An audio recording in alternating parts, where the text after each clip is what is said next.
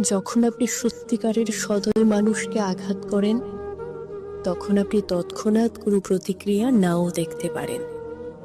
তারা চিৎকার করবে না, অভিযোগ করবে না, বা কোনো দৃশ্য সৃষ্টি করবে না। বরং তারা তাদের ব্যথা নীরবে বহন করবে, আগের মতোই উষ্ণতা ও সহানুভূতি দেখাবে। কিন্তু ভেতরে ভেতরে কিছু একটা বদল হবে। তারা ধীরে ধীরে দূরে যেতে শুরু করবে। রাগে নয়, বরং নীরব মেনে নেওয়ার মধ্য দিয়েই তারা দূরে চলে যাবে। ধীরে ধীরে তারা একটি দূরত্ব তৈরি করবে। কোনো নাটকীয় বিদায় ছাড়াই তারা চলে যাবে, এবং তারা আর পেছনে ফিরে কখনোই তাকাবে না।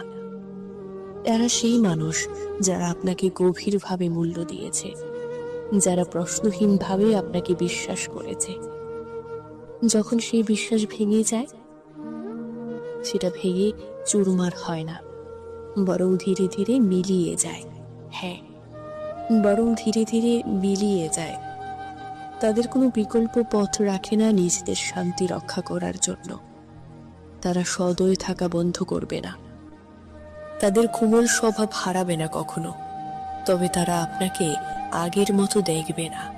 মনে রাখবেন, একটা সদয় হৃদয় হারানো মানে অমূল্য কিছু।